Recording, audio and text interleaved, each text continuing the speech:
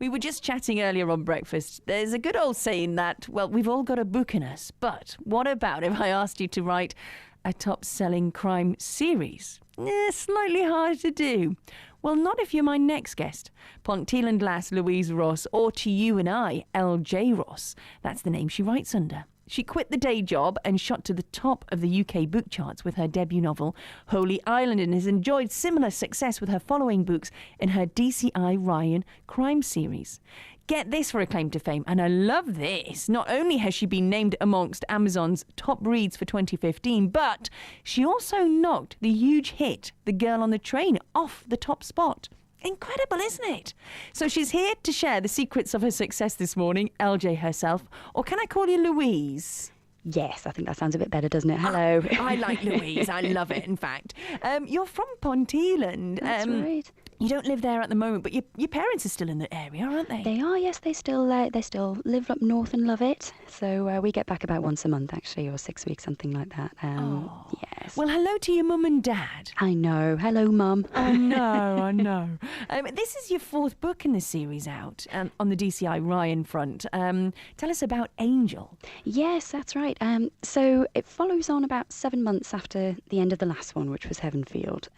But, whereas the first three probably had a secondary thread running through them, which needed to be read together, this one is a bit more of a standalone. So, if you're new to the series, you can sort of pick this one up and easily catch up with what's been going on.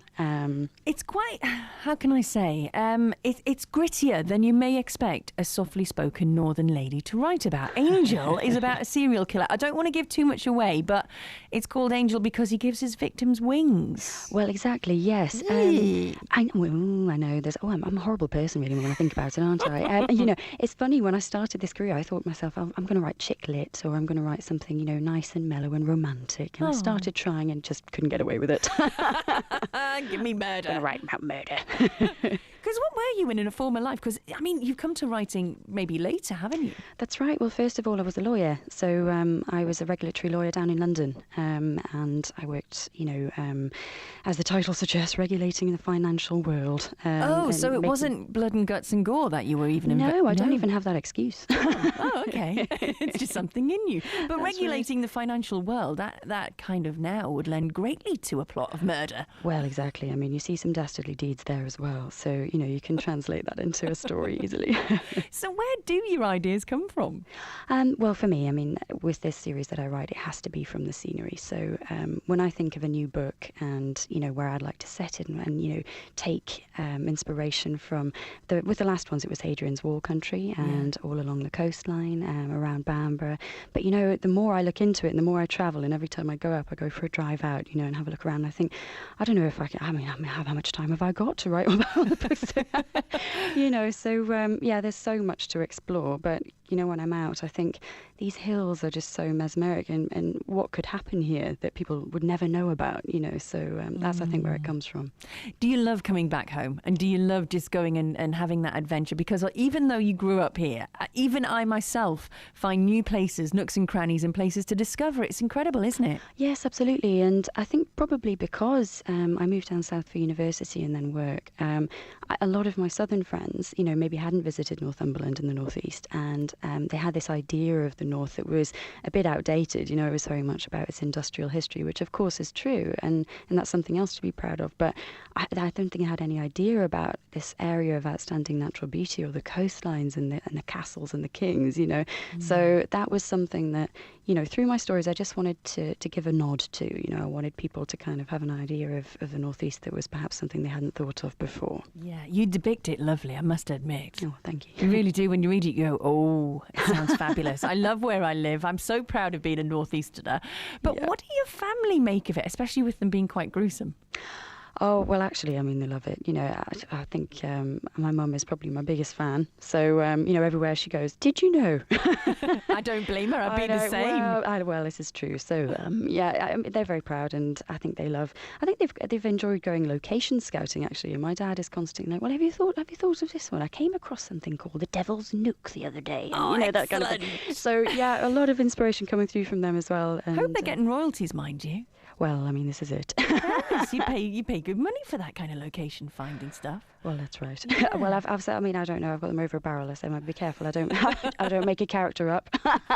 Yes, and kill them off. That's right. But what about the husband? I mean, he's got to get into bed with you on a night, and you're plotting all these kind of weird murders and shallow graves and stuff like that. Oh no, it's a great threat, isn't it? No. Yeah. Does he behave then? Oh, he's lovely. Well, actually, the J in LJ stands for James, because he's been so supportive in this career change and everything afterwards, and he's always the first person I talk to about plot lines, and he'll read through and he has to put up with the creative mood swings. Let's face it. So this book is no good. I can't. So he, yes, he's the J. So what does he do? Does he? I mean, is he the person that says, "I don't think you should murder them in this way. How about this way?" Or does he say, "I don't like that character. I'm not going to warm to it"? Well, I think when you're writing, I mean, if I'm honest, and you're honest about your own work, you do know and you sense when something's not quite right in the flow of the story anyway. So it's something you probably already know, but you need someone who loves you to just say, well, actually, I'm not sure about this portion, or maybe have you thought? And I kind of usually would think to myself, yes, that's exactly what I thought, and thank you for telling me again, So it's useful. It's a useful sounding board. Oh, it sounds great. Next, I want to find out how you made that tough decision as to leaving such a secure job as being a lawyer and moderating the financial world to leaping into staying at home and starting to write. So stay with us. LJ Ross is with us at the moment, and we'll hear all about her transition to being an author and a top-selling Amazon author too next. We're in conversation with LJ Ross. She is the author behind the DCI Ryan crime series and has had masses of success. But she didn't start out as an author, did you? How many years were you actually a lawyer then? So I was down there, training was a few years, and so 6 or 7 years down in London. Wow. So yeah, I worked in a few different office places, but yeah, that was down there first doing that. So established, working very well, probably getting a good salary, and you decide just to start writing books. Tell us about that thought process. Well, I think sometimes, it wasn't just one event, but, life kind of starts coming together, and I just sort of thought to myself, we were getting to that stage with my husband and I of thinking about possibly starting a family and thinking about the future. And obviously, there's long hours with some of those jobs down in London, and people work hard, and I'm not work shy, but equally I thought, well, what sort of lifestyle would I hope to have if and when we had children, And so that was a factor that played in. I think also it's sort of a philosophy towards life, because I was thinking to myself, this has been great and I've enjoyed it, but actually I really enjoy creative things as well, and when am I going to get a chance to do that, Started writing these little kind of short stories to myself, and I was thinking this sort of seed of a dream started to form, I think. I like that. Yeah. But I thought, well, life is long, and, who says that you only have to be one thing over the course of it, True. But what is it about crime? You mentioned you tried chick lit and all the rest of it, but crime was what just flowed from you. What is it about it that we love to devour? I don't know. I think for me, it's sort of putting together, I love old vintage crime. I love the old-fashioned whodunits. And, I wasn't seeing so much. There's quite a lot of crime procedurals out there, and actually there's such a great range, to be honest, but I really prefer that style of crime. And I thought, well, what would it be like to create old-fashioned style whodunits for a modern setting and a modern audience in Northumberland? And that's what I've tried to do, although I can't seem to help sort of dropping in a little bit of action, a little bit of humour. I sort of don't like to be pigeonholed, I don't think. Yeah, no, not at all. But when you look at the top-selling lists of who the big multi-millionaire authors are, they're all crime writers. And I'm just wondering, you know how we say people are bad because they play video games? I'm wondering, what kind of effect can reading a really horrible crime book do to us? It's interesting, isn't it? Maybe we're just a grisly lot, maybe it's the human condition, but I think there's also a sort of a puzzle-solving element of it, maybe. I think there's a sense of satisfaction when justice is done, perhaps. At the end of the novel, mostly that killer is caught, or whatever resolution is found. People feel a sense that actually they're seeing a snippet, or perhaps an enhanced version of everyday life, things that are actually happening out there, but in books, at least, they can live through that, see how it can come to its conclusion, and all is right with the world again. It's oddly uplifting at the end, perhaps. Yeah.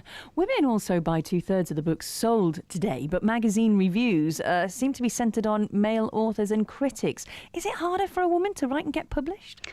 Well, you see, in my case, I managed to mostly circumvent that. I mean, Well, you said no to most of the offers. Well, yeah.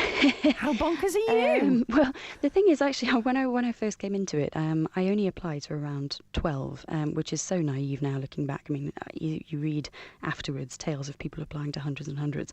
I think possibly because it was a second career for me, I was fairly impatient about getting into it, and I had it had been suggested to me that I should look at Amazon KDP platform, which is obviously their self-publishing platform, which I knew nothing about at all.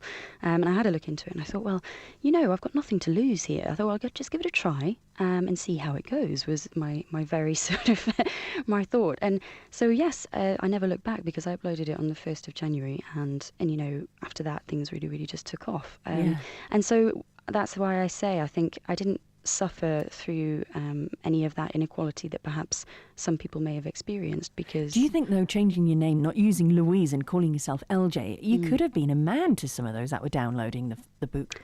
Well, yes and no, because the thing about a digital platform is, you can quite easily see on the left-hand side, you have this big author profile. It's hard to miss that, there I am, clearly a female.